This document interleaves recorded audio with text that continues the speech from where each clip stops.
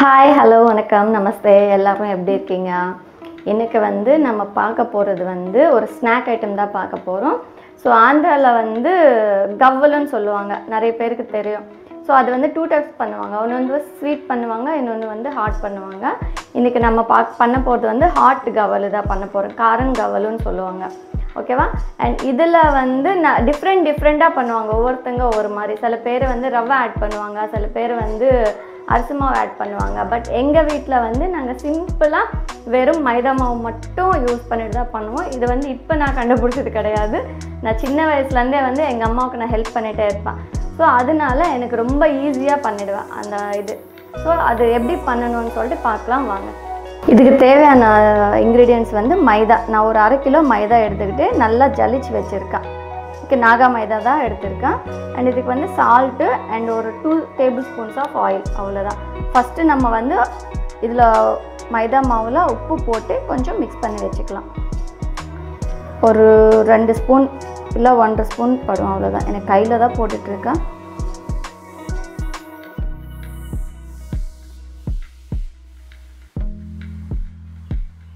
ஓகேவா? அதுக்கப்புறமா ஆயில் நல்லா ஹீட் பண்ணிக்கணும். நிறைய ஆயில் எல்லாம் ஊற்றாதீங்க, ஜஸ்ட் ஒரு 2 to 3 டேபிள் ஸ்பூன்ஸ், அவ்வளோதான். ஏன்னா நான் 1/2 கிலோ தான் எடுத்திருக்கேன். ஒரு 2 ஸ்பூன்ஸ் ஆஃப் ஆயில் தான் போட்டிருக்கேன் நான்.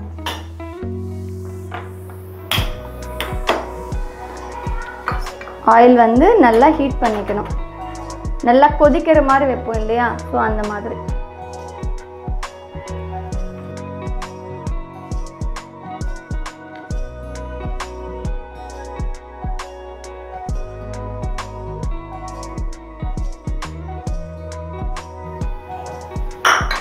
ஸோ கையை எடுத்து வைக்காதீங்க.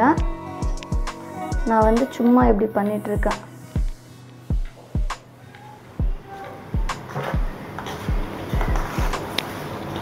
ஆயில் போட்ட உடனே எப்படி பொங்கிச்சு பார்த்தீங்களா? அந்த மாதிரி அவ்வளோ சூடாக இருக்கணும். நீங்கள் ஸ்பூனில் மிக்ஸ் பண்ணிக்கோங்க. நீங்கள் ஃபஸ்ட் டைம் பண்ணுற ஆளுங்களாக இருக்கீங்க அப்படின்னா ஸ்பூனில் மிக்ஸ் பண்ணிக்கோங்க. எனக்கு வந்து அந்த ஹீட் தெரியுது, எவ்வளோ ஹீட்டாக இருக்குது அப்படின்னு. ஸோ அதனால் நான் அப்படியே மிக்ஸ் பண்ணிடுறேன். நிறைய ஆயில் போடாதீங்க. நிறைய ஆயில் போட்டிங்க அப்படின்னா திகட்டும். லிமிட்டாக ஆயில் போட்டுக்கோங்க. கீ கூட போடாதீங்க. கீ வந்து ஸ்வீட் கவலுக்கு நல்லாயிருக்கும், காரங்கவலுக்கு கீ நல்லா இருக்காது. காரங்கவலுக்கு ஆயில் தான் நல்லாயிருக்கும். இப்போ இந்த ஆயில் எல்லாம் நல்லா மிக்ஸ் பண்ணதுக்கப்புறமா எங்குமே இல்லை, அங்கங்கே வந்து நம்மளுக்கு குட்டி குட்டி கட்டி மாதிரி தெரியும். இப்போது நார்மல் பச்சை தண்ணி, ஓகே, நம்ம சப்பாத்தி மாவு மாதிரி மிக்ஸ் பண்ணிக்கணும் இதெல்லாம்.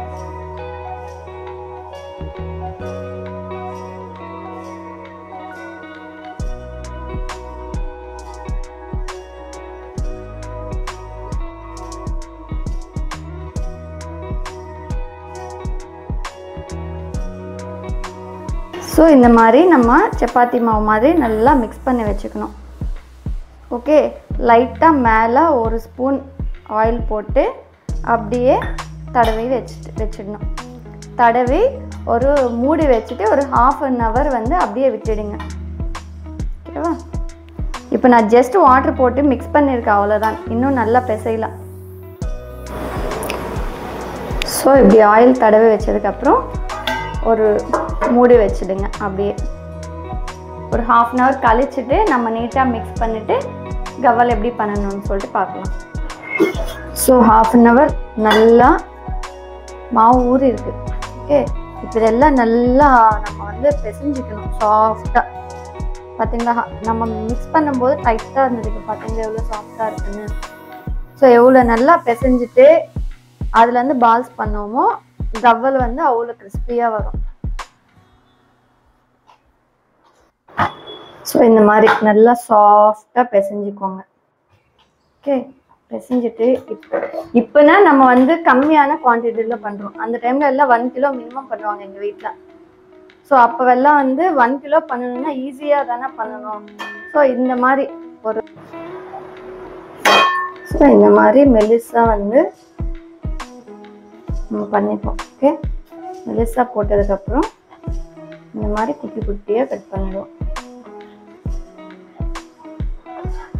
ஓகே, இப்போ என்ன ஆகும்னா சும்மா எப்படின்னாவே ரவுண்ட் ஆகிடும். குட்டி குட்டியாக பண்ணுறோம் இல்லையா, என்ன சொல்லுவாங்க, கிருஷ்ணனுக்கு பண்ணுவாங்களே சீடை, குட்டி குட்டி சீடை பண்ணுவாங்கள்ல, அந்த சைஸில் பண்ணால் வந்து நம்ம கவல் பண்ணும்போது டேஸ்ட் நல்லாயிருக்கும். ஸோ பால்ஸ் பண்ணுறது இதுதான். இந்த மாதிரி ஒரு பெரிய பாம்பு மாதிரி பண்ணிட்டு இதில் வந்து இப்படி கட் பண்ணிடுவாங்க. ஓகே,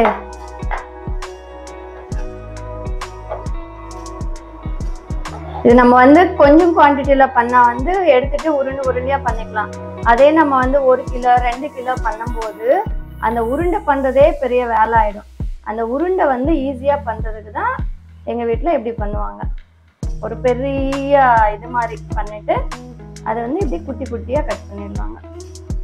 அதெல்லாம் வந்து உருண்டை பண்ணி முடிச்சுட்டு அதுக்கப்புறமா வந்து அந்த ஷெல் ஷேப் எப்படி வரும்னு சொல்லிட்டு நான் காமிக்கிறேன்.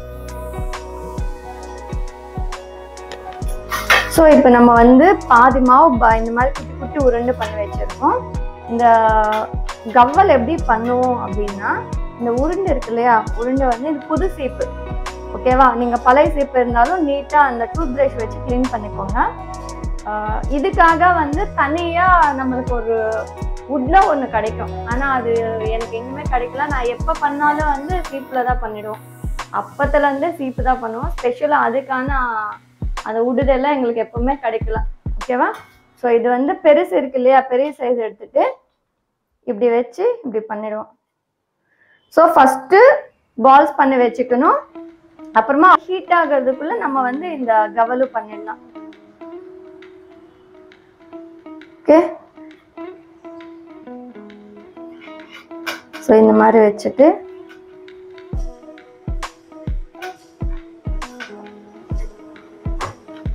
ஆக்சுவலாக இந்த கவலை பண்றது ஃபாஸ்ட்.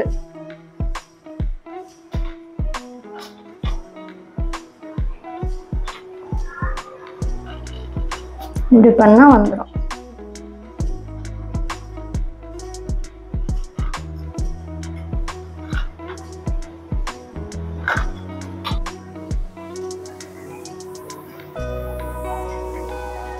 நம்ம பண்ண பண்ண பண்ண ப்ராக்டிஸ் வந்துடும். இப்போ எனக்கு வந்து ஃபாஸ்டா வருது தெரியுதா, எப்பவுமே ரெகுலரா பண்ணிட்டே இருந்ததுனால எனக்கு அந்த ஃபாஸ்டா வர ஆரம்பிச்சது. மைதா அன்ஹெல்தி இல்லைன்னு சொல்லலாம், பட் சில ஐட்டம் வந்து நம்ம மைதால பண்ணாதான் டேஸ்ட். ஸோ கவ்வலு கண்டிப்பா வந்து மைதால தான் பண்ணணும்.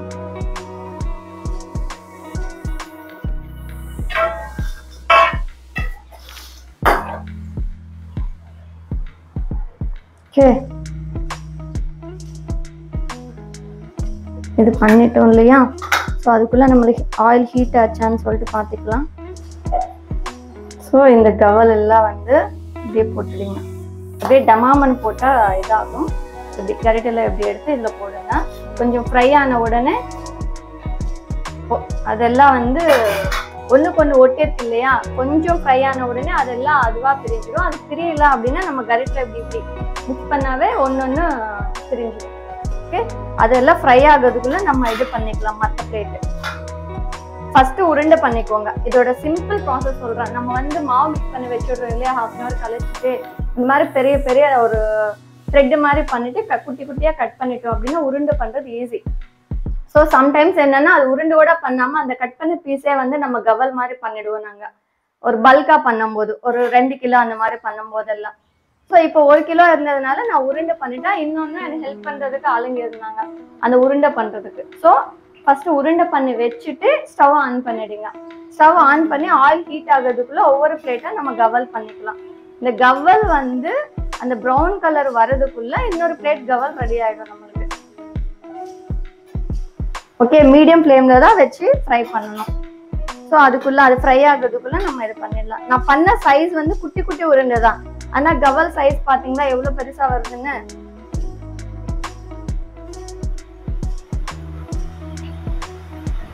இப்போ செகண்ட் பிளேட் பண்ணிக்கலாம்.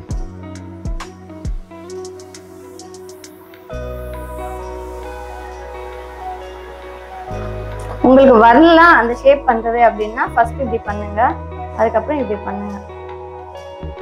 பட் ஆனால் ஃபஸ்ட்டே நீங்கள் ப்ராக்டிஸ் பண்ணுங்க, அப்போ தான் வந்து ஃபாஸ்ட்டாக பண்ண முடியும்.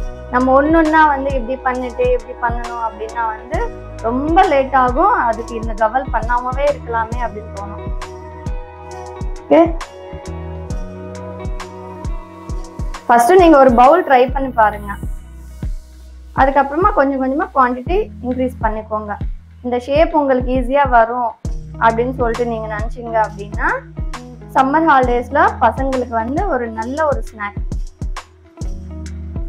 ஏன்னா அந்த டைமில் சாப்பிட தோணாது, நிறைய ஃப்ரூட்ஸு ஜூஸ் இப்படி தான் குடிப்பாங்க. ஸோ அந்த ஈவினிங் ஆனாவே அம்மா பசிக்கிற ஏதாவது ஸ்நாக்ஸ் வேணும் அப்படின்னு சொல்லிட்டு கேட்பாங்க.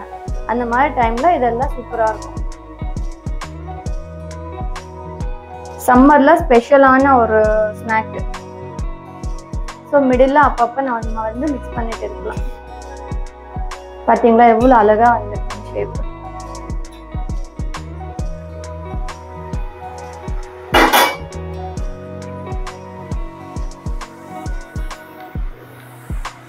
நம்ம கொஞ்சம் கொஞ்சமாக மெதுவாக பண்ணணும்னா பல்காக பண்ண முடியாது. ஸோ நிறைய குவான்டிட்டி பண்ணணும் அப்படின்னா இந்த மாதிரி பண்ணாதான் வந்து நிறைய குவான்டிட்டி பண்ண முடியும்.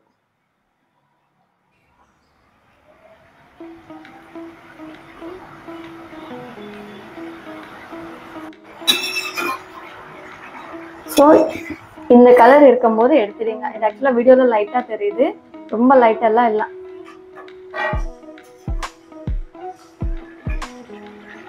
நம்ம வெளியே எடுத்ததுக்கப்புறம் இன்னும் கலர் மாறும். ஆக்சுவலாக நான் எடுக்கும்போதே லைட் ப்ரௌனாக இருக்கு.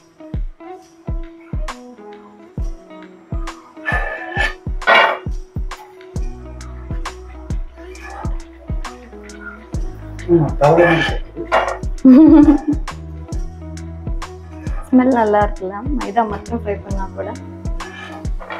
ஆக்சுவலாக இந்த டேஸ்ட் சூப்பராக இருக்குங்க, நீங்கள் ட்ரை பண்ணுங்க. வெறும் மைதாவா அப்படின்னு எல்லாம் நினைக்காதீங்க. சம்மர் ஹாலிடேஸ்லாம் ஒன்றும் பிரச்சனை இல்லை.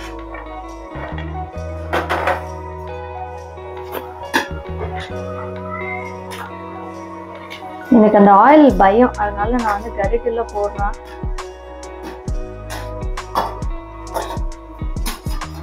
அப்படியே ஒட்டிக்கும். ஸோ கொஞ்ச நேரம் அதை அப்படியே மிக்ஸ் பண்ணாமல் அப்படியே வச்சுக்கலாம். ஸோ இதுதான் லாஸ்ட் செட்டு. ஸோ இதெல்லாம் நான் வந்து அப்படியே கட் பண்ணியிருக்கு பார்த்தீங்களா, ஃபஸ்ட்டு கட் பண்ணியிருக்கு பார்த்தீங்களா. ஸோ அந்த இது ஸோ கட் பண்ணதை வச்சு கூட உருண்டை பண்ணாமல் நம்ம இப்படி பண்ணிடலாம். ஒரு சும்மா ஒரு கப்பு மட்டும் கிடையாதுங்க, நம்ம ஒரு 2 கிலோ பண்ணாலும் பண்ணிட்டு இருந்தோம். நான் இன்னைக்கு பண்ணது வந்து 1/2 கிலோ, அப்படியே ஒரு பேக்கெட்டு 1/2 கிலோ பேக்கெட் எடுத்து பண்ணிட்டேன். ஸோ 1/2 kg வந்து மைதா மாவில் கவலை பண்ணியிருக்கோம். இவ்வளோ குவான்டிட்டி வந்திருக்கு. Okay, full 1/2 kg packet.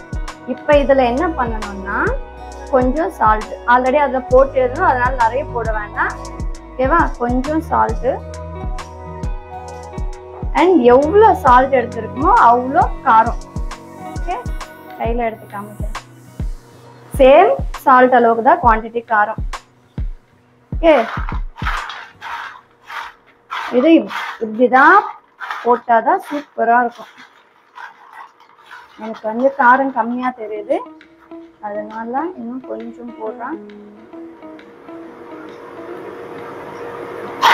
ஓகேவா, ஃபைனலாக ஒரு 3 பல் பூண்டு. இது குட்டியா இருக்கு, அதனால நான் வந்து 3 எடுத்திருக்கேன். பெரிய சைஸ்னா 2 போதும். சும்மா இப்படி ஒரு தட்டு தட்டி இதுல போடுங்க. இது வந்து ஜஸ்ட் ஃப்ளேவருக்காக தான். நீங்க ஒரு வாட்டி போட்டு அந்த ஃப்ளேவர் சொல்லுங்க எப்படி இருக்குன்னு. ஸோ இப்போ போட்டதுக்கு அப்புறமா போட்ட உடனே எப்படி ஃப்ளேவர் அடிக்குது பத்தியா.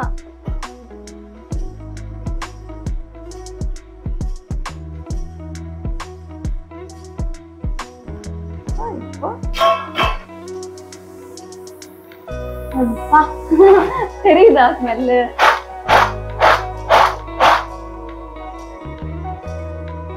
செம்மையா இருக்கு. எனக்கு என்னமோ காரம் கொஞ்சம் கம்மியா இருக்கிற மாதிரி தோணுது. ஸோ இன்னும் கொஞ்சம் லைட்டா இன்னும் கொஞ்சம் காரம். இந்த குட்டி ஸ்பூனா இருக்கிறதுனால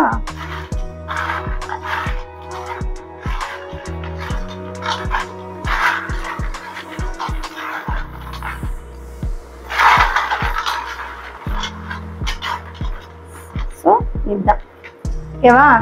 இப்போ என் கை கழுவிட்டு வந்து டேஸ்ட் பார்க்குறேன். ஏன்னா என் கைக்கு இருக்கிற காரம் எல்லாம் எனக்கு வாயில போயிட்டு காரமா தெரியும், டேஸ்ட் தெரியாது. ஓகே, அதனால வந்து ஹேண்ட் வாஷ் பண்ணிட்டு வந்து டேஸ்ட் பார்க்குறேன்.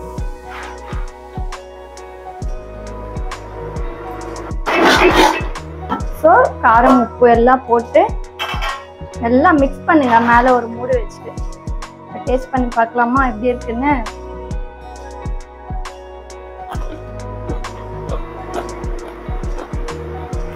சவுண்ட் தெரியுதா? கறக்காதுங்க. நீங்க சாப்பிட்டுட்டு இருந்தா சாப்பிட்டுட்டே இருக்கும்.